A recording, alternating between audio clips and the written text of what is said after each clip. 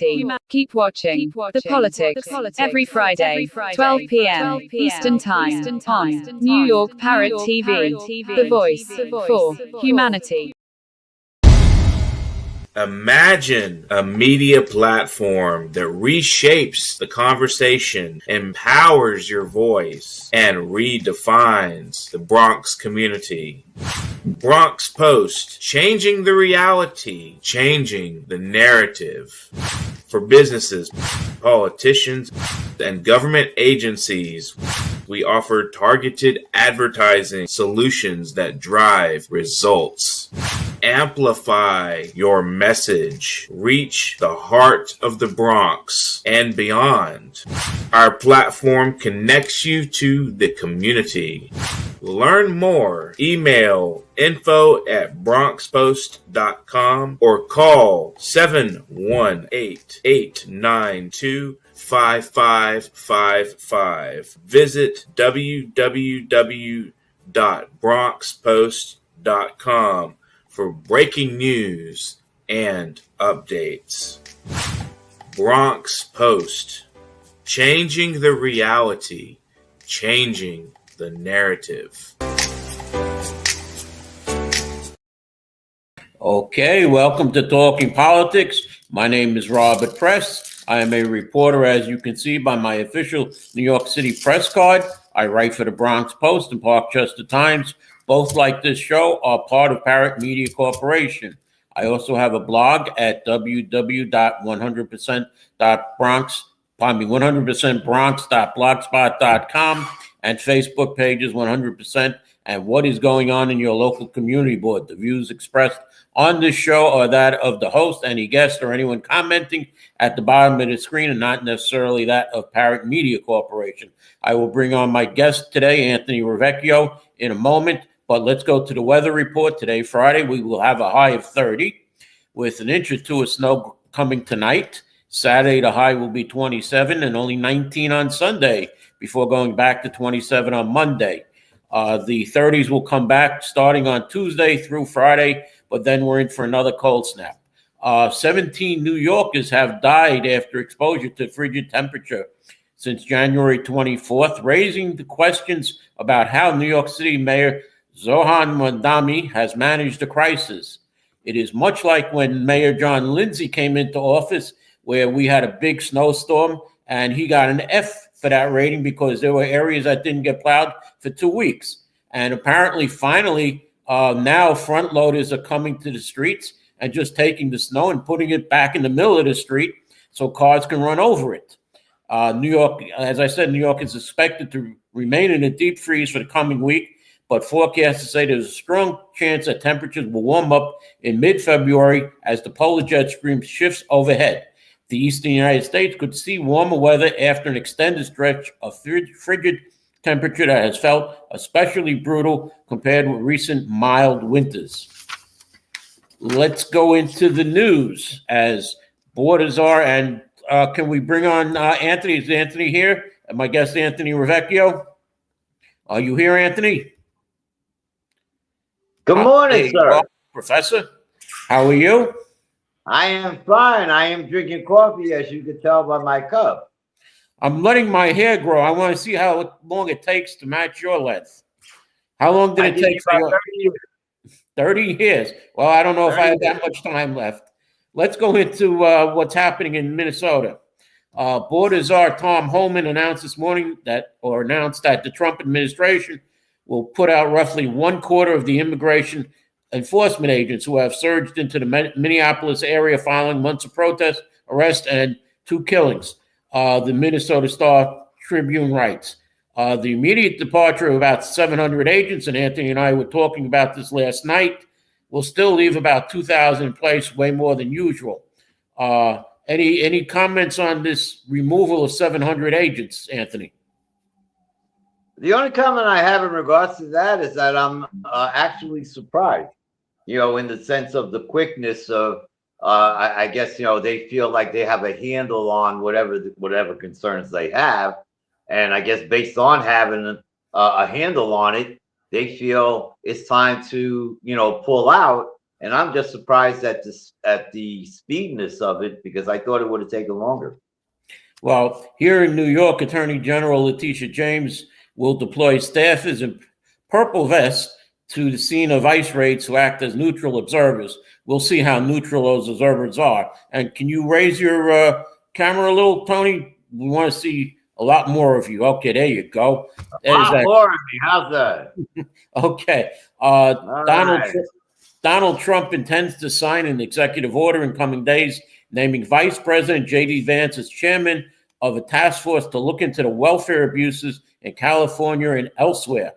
There'll be others on there. FTC Chair Andrew Ferguson, a federal official whose job is to prevent consumers from being exploited, will be the vice chair. The also calls for Colin McDonald, who has been nominated for Trump, for a newly created fraud investigator role at the Justice Department, to fall within the DOJ's management structure, but to work closely with Vance and Ferguson. Now, why would they be going after California, and is New York next to find any fraud? I have no idea. Well, I mean, we know that there's been Medicare fraud. I have a piece here where there was a nonprofit person who stole $300,000 and is going to jail. Let me see if I can find that.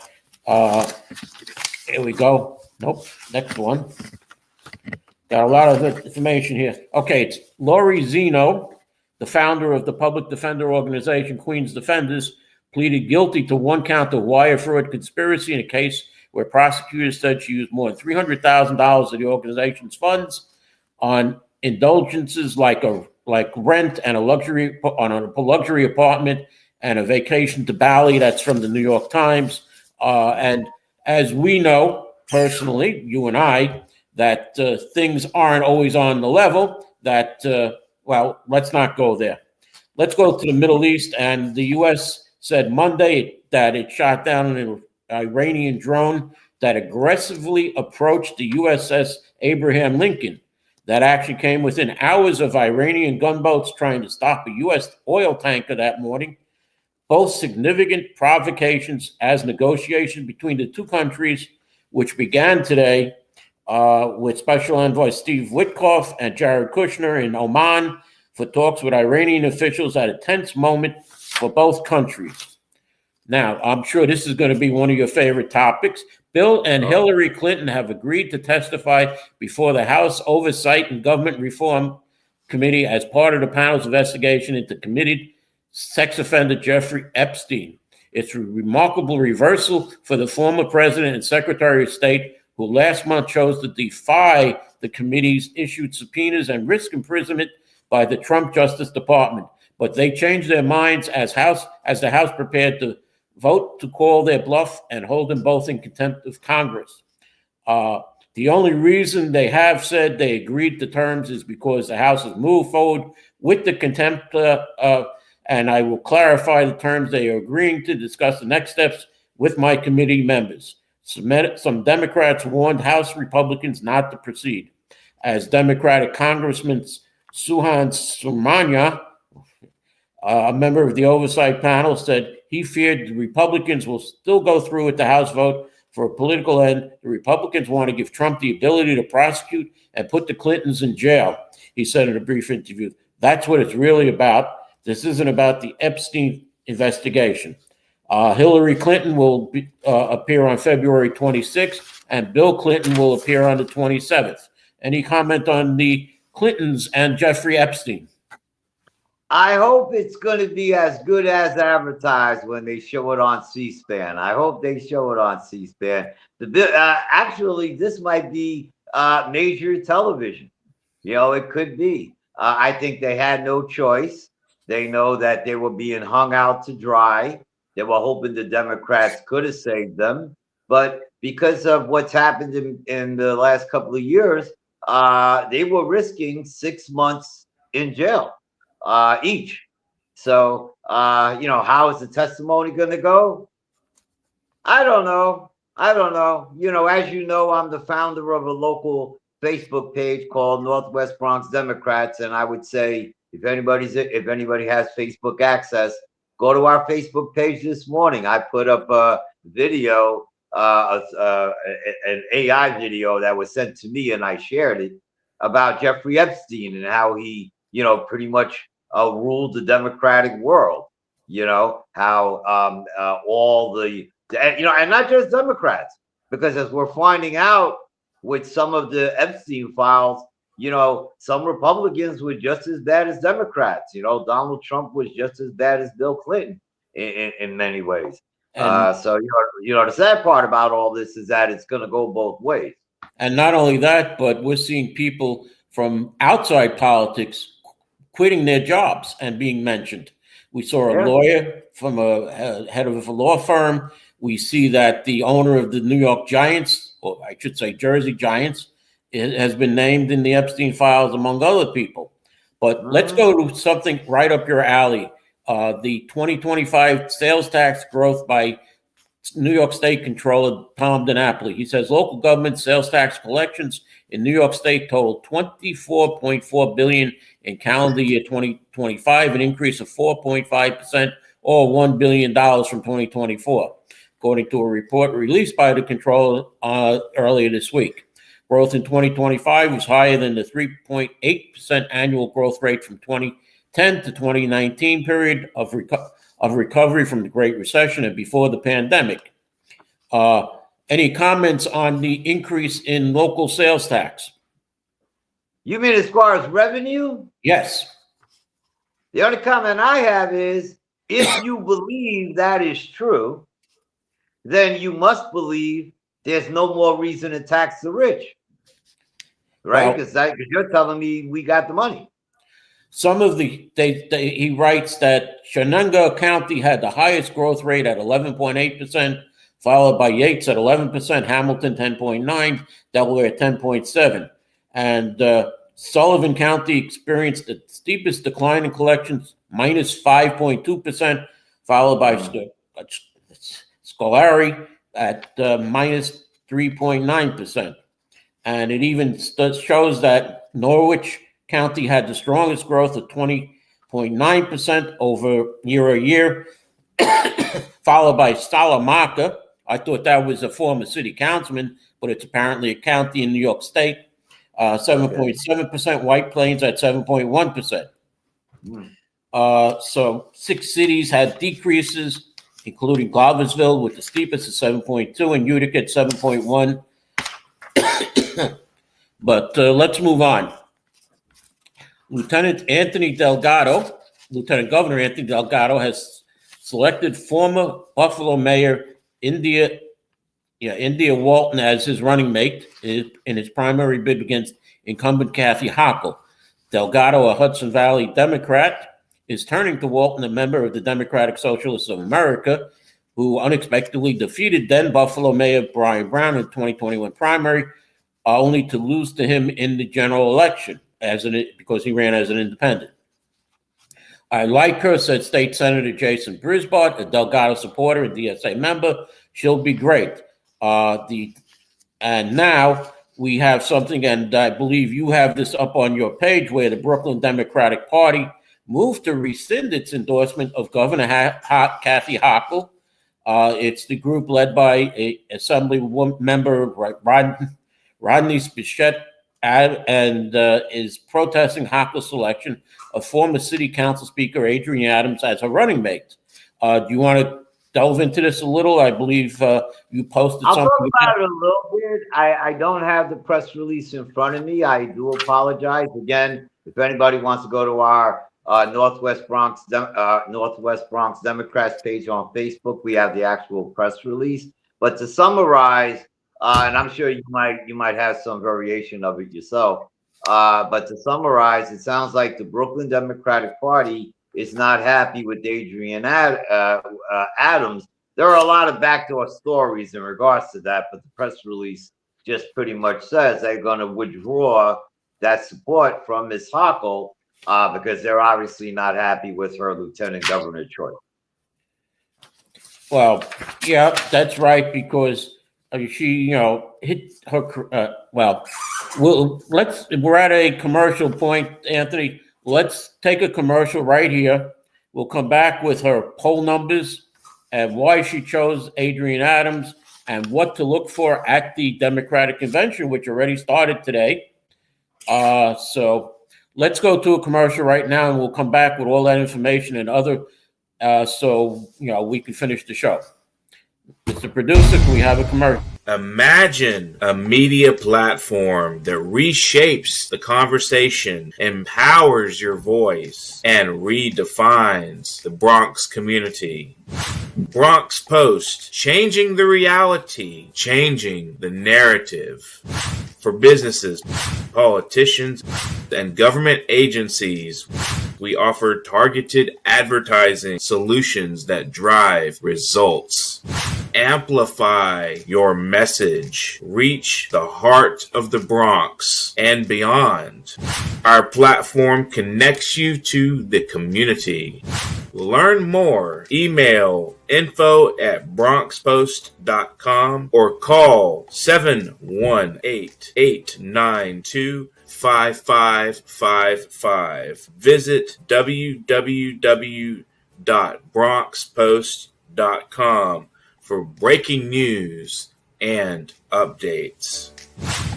Bronx Post, changing the reality, changing the narrative.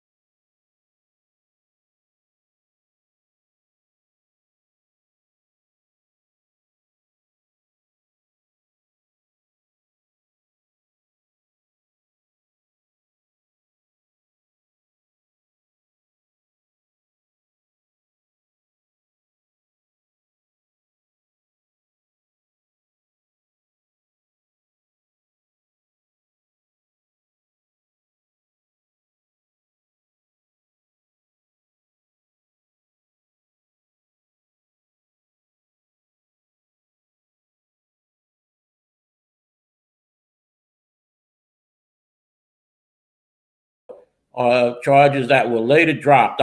Here I am. Do I have my guest with me, Anthony, or is he trying to fix his camera? Okay. There he is. Did you hear what I was saying about Adrienne Adams? No, I just can't. You just put me on. Okay. Well, she's 65 years old.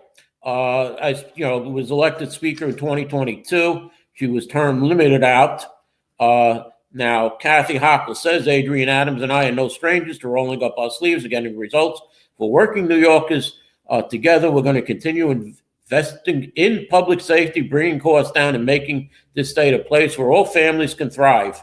The choice of the replacement candidate for lame duck Lieutenant Governor Antonio Delgado, who is running against Hochul in the primary, was announced 2 days before the Democratic nominating convention in Syracuse. And this may be why the Brooklyn delegation is mad, because she was considering an assemblyman from Brooklyn as her lieutenant governor candidate, as well as two other people. And this mention of Adrian Adams came out of the blue, basically. Meanwhile, her Republican opponent has not announced his running mate. That's Bruce Blakeman. And he blasted Hochul's decision. Leave it to Kathy Hochul to select. You don't think it was me? You don't think it was maybe because, and I would emphasize people to look at the press release. You don't think it was because maybe, the power structure got derailed a little bit, meaning maybe Miss Rochette is a little upset that she didn't get the preliminary phone call? Mm-hmm. That's what it sounds like to me. It sounds like the Brooklyn Democratic Party got mad because Kathy Hochul inappropriately went over their head. Mm-hmm. Well, I'm sure she probably went over every party leader's head, because I would be surprised if Jamal Bailey, our Bronx Democratic leader, got the call either. Okay. Well, I wish she'd be that strong in fixing New York City and New York State instead of worrying about, this situation. Well, we're going to get into something a little later that she's trying to fix his insurance rates. But my question will be, what took us so long? Now, the New York Democrats are having... What insurance? I'll get to that later, Tony. Democrats are having their state party convention in Syracuse today. Front and center at most convention is who is winding up making the ballot. Candidates need 25% of the weighted vote to secure a spot on the primary and to avoid the costly process of gathering 15,000 signatures to run for governor. But there's more to keep your eyes peeled this year as delegates gather in central New York for the first time since the 1982 convention, where they endorsed Ed Koch for governor. Here's what's to watch. Does Delgado get 25%? Do any of Controller Tom DiNapoli's challenges, he's got 5 challenges, do any of them get 25%? As we said, what does Brooklyn do? Do they vote for Kathy Hochul finally? Do they go for Delgado, or do they just sit it out? And is there a dust-up over ICE? Meaning that there is supposedly going to be a little protest or comment about ICE and not wanting ICE to come into the state. Now, one other person who's mad is State Senator Jessica Ramos, because the Queens Democratic Party dealt a serious blow to State Senator Jessica Ramos's re-election bid. District leaders within the party voted Monday not to carry her name on county petitions that will be circulated on February 21st, the first day to circulate petitions. The move signals she has little support within the county party and can't rely on its funds or volunteers to get her on the primary ballot. Ramos did not respond to a request from Politico. The Jackson Heights lawmaker faces a primary challenge from Assembly member Jessica Gonzalez Rojas, who announced her intention to oust Ramos in the weeks after Mandami's primary victory. Ramos shocked the New York political world when she turned her flagging mayoral campaign into a platform to endorse Andrew Cuomo for mayor, whom she criticized harshly on the campaign trail. Now, there's another endorsement here that's noteworthy. It appears that Ras Baraka, the mayor of Newark, New Jersey, whose bid for New Jersey came up short last year, told Politico that he will endorse Michael Blake in his second attempt at a primary against Bronx Congressman Richie Torres. Torres was first elected in Congress in 2020, defeating Blake by 14 points in the primary. Blake's campaign is centered around Torres's ardent support for Israel, which Blake charges is a distraction from local issues.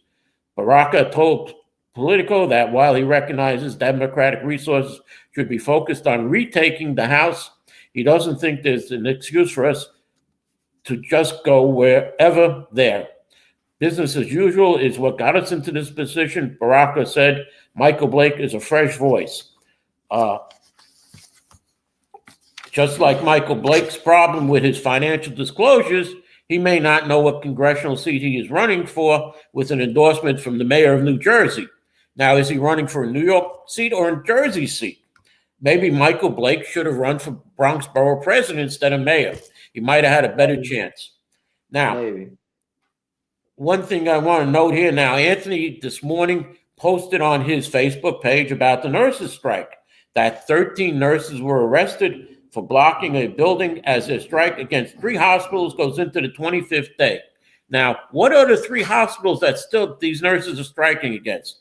There's Mount Sinai. What are the other hospitals? I don't remember offhand. Mount Sinai, Montefiore Hospital, and the third one is escaping me at the moment. Oh, so Montefiore's nurses are on strike. Okay, let's go into Kathy Hochul's insurance measures. She's highlighted her proposals to bring down the cost of vehicle insurance rates and tackle fraudulent claims across New York State. The governor has taken common sense steps to battle fraud, limit damages paid out to bad actors, and ensure consumers, not insurance companies, are prioritized. And this comes from her page. New Yorkers pay some of the highest car insurance rates in the nation, totaling just over $4,000 annually, nearly $1,500 above the national average. Car insurance rates are driven by a combination of fraud, litigation, illegal loopholes, and enforcement gaps, with stage crashes and associated insurance fraud inflating everybody's premiums by as much as $300 a year on average, according to some estimates. Here are some of the measures she wants to do to lower insurance. Wait a minute. You got to slow down for 1 second. I just heard you say, or let me ask you a question in regards to what you just said. Rates are normally delivered by supply and demand. You mentioned rates were measured by 95 other things besides supply and demand. That's amazing. Well, Anthony, that sounds like that could be your problem right there, right? it's normally supply and demand, but as we've seen with egg prices, it's been with the bird flu and other outside forces that raise up prices. The price of oil, so I'm not a driver, but you tell me, because I know you are. Do you believe that? Do you believe bird flu has made your insurance go up 10, 20%? You can find more about that on my blog, but my main question is, what has she done in the past 4 years that she's been governor? Why hasn't she done this before? Why is it in an election year that she's doing it? All right, maybe we should have elections every year for every position. But let's move on, because Wednesday, New York City Mayor Zohan Madami announced a $38.4 million investment to deliver clean, reliable heat pumps at NYCHA's Beach 41st Street houses in Edgemere, Queens, delivering modern heating and cooling to 712 homes as part of the city's Clean Heat for All initiative. The Beach 41st Street houses will be the first among NYCHA's development to receive the custom-designed heat pumps, which will replace the aging gas boiler system that has exceeded its useful life. Once installed, the heat pumps will be more consistent and reliable heating and efficient cooling in bedrooms and living rooms, individual temperature controls for residents, and improve water reliability. None are to be installed in bathrooms or kitchens. The project advances the city goal of clean heat for all in more than 10,000 NYCHA apartments by 2020. Now, what this is something that is going to sit on your windowsill, half outside, half inside your apartment. And for what I've seen on them, I forgot to put up a picture. I didn't have a picture that I could put up. It seems like you can't open your windows. And why are they just putting these in bedrooms and living rooms? Your bathroom. I mean, how many times have you gone into your bathroom in the middle of the night, because you had to go to the bathroom and it's freezing in there? I know mine is. I wish, what can I tell you? And when it comes to mid weather, like in the 60s or 70s, when you don't want to use the heat and you don't want to use the air conditioner, it looks like you won't be able to open the windows. So you're going to have to use one or the other. But, 30, and I'm going to tell you this, Anthony. I grew up in Far Rockaway on Beach 25th Street. So this is Beach 41st Street. I know the Edgemere projects, as they used to be called, very well, okay? And they are old. Believe me, they are 75 years old. So you're bringing in something that just sits on the windowsill. what about all of the other problems in the projects? Are you going to fix them?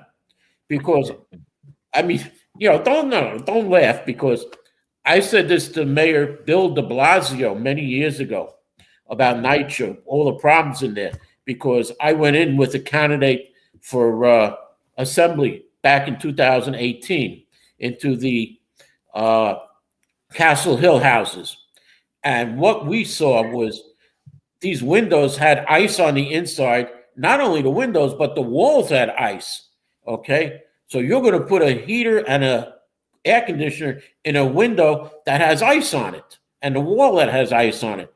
What is that going to do? You're going to have, fix that problem. And what about the leaky ceilings and the vermin problem? I don't, because there's mice and rats. You see the stories on TV. All right. So when I said this to Mayor Bill de Blasio, he said, well, the federal government and the state aren't giving their fair share. It would take $18 billion to fix NYCHA. That was in 2018, I believe. Recently, what was it? A couple of years ago, Congresswoman Alexandria Ocasio-Cortez came in with a new green bill or plan, whatever, and said it would take $50 billion to fix NYCHA. I just wonder how much it would cost now. What is it up to? About $100 million to bring NYCHA up to grade in all of their buildings? That's what they say. But, I just want to move on to one or two little items. Archbishop Richard Hicks took over St. Patrick's Cathedral today as he replaces Cardinal Timothy Dolan, who retired as he turned 75. New York City's transit system, largest in the United States, is creating a new unit to steer a $12 billion effort to replace decades-old trains and modernize its bus fleet. I guess that's where the congestion pricing is going. And New Yorkers haven't heard the last of Andrew Cuomo. The ex-governor has landed a weekly show gig on 77 WABC radio, the New York Post reports. Cuomo's one-hour program will be titled The Pulse of the People and will air its inaugural episode at 5 p.m. on Sundays, or it has already, a source said. Now, this seems to be, and WABC owner John Catsimatidis welcomed Cuomo to his radio team. Now, it appears, if I remember correctly, wasn't former Republican mayoral candidate Curtis Lewa on WABC radio? It appears he's now on WOR radio with his own show. So I don't know. But our last piece of item I want to get into, because we're running a little late. The Bronx Times last week had an article about Zohan Madami coming to Jacoby Hospital, and what did they say? He reactivates Just Home supportive housing at Jacoby. And in the bottom of the article that I circled is where they talk about three women getting Jumaane Williams' attention. He came over to talk to them. What about us? Miss Rochelle Mandel said that I had her on the show last week. We worked our asses off to buy our homes. Public advocate Jumaane Williams approached a group of three Williams women, but one called Williams a liar and flipped the middle finger as the group left. Now, I showed a picture of her holding her finger like this. Now, again, when you turn, does this look like the middle finger?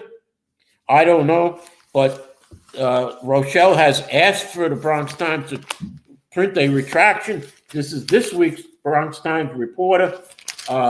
Nothing in there. They're ignoring her. Shame on you, Bronx Times and Bronx Times reporter. You are a phony newspaper. By the way, the newspaper was created by Michael Benedetto and his friend Colazzi to get him in as an assemblyman. It's a very political paper. It's a Democratic paper.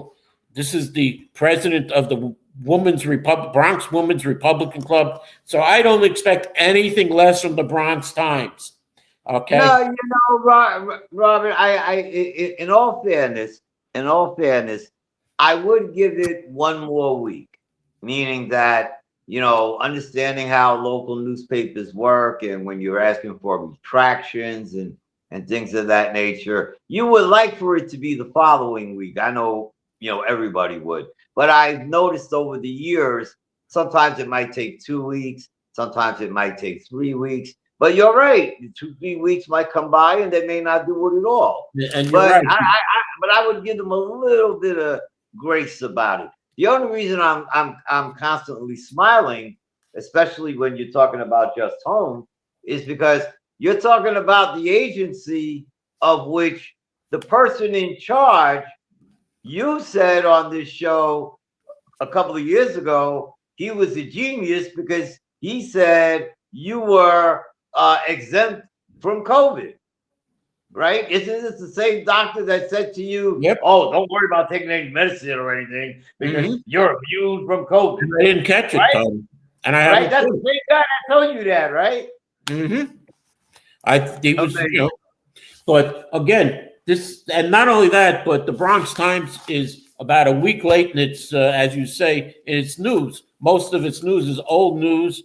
They have the from January items in this week's paper, and it stated, January 30th to February 5th, but, the middle of January they have items from. So I don't know, let's just say shame on you, Bronx Times reporter, for not retracting what you said about this woman or this group of women when they approached Jumaane Williams. And I was there at the press conference. I didn't see or hear it. I saw them on the side. I didn't see any big commotion. And, who knows? Maybe they got it from John Doyle, who was the communications director for the Jacoby Hospital. I don't know. So if you're watching, John, too bad, John Doyle. And that's the picture, the article that you're referencing, I remember seeing it. It does show, I think, 2 pictures. I know one for sure, maybe 2. That shows that there is interaction. Well, that was happening. I don't know what kind of interaction. The online version. This is the print version. There is no photos on the print version. Oh, there's no photos? No, they took down the photos. Because on the print version? Yeah, here it is. This is the article. So you're saying, so I want to be sure I'm understanding this. So you're saying that the Bronx Times has written an article with no pictures, so they've made an accusation with no pictures. No, and you and I both saw the picture on the online version. The online version did have a few pictures, of which, again, you can see they're interactive. She was standing like this with a finger like this, pointing like this to him. And I don't know if this is the middle finger or not, but I would, I know Rochelle personally as well, so I would be a little surprised. But that would be a little unbecoming of her personality, as I know her. Not to say she did it or didn't do it, but that would be a little, surprising to me. But her and the other 2 women that were with her, I spoke to them personally, all have denied it. And again, the only thing you could see is the picture. And probably when she moved, oh, look, somebody said to the reporter from the Bronx Times, oh, look, she's pointing the middle finger at Jumaane Williams. Okay. And I'm not going to say who it is because you and I probably both know who it is. And we're at the end of our show, Anthony. Any final notes that you want to say before we go off the air? No, brother. Just have a good weekend. And ladies and gentlemen, on February 20th, Robert has a brand new show. It's the same name, called Talking Politics, but he has a radical co-host by the name of me. So we've already warned the producer he might need bail money down the road. So start putting out a GoFundMe page. All right. Take care. And Kevin, I'm not surprised at that. Let's not get into this, but we know what Bill Clinton did in office too. All right. And I want to thank you for watching, and we'll see you next week. And as Anthony said, we have a new version of the show coming up where Anthony will be co-hosting with me. So I want to thank you for watching, and I'll see you next week.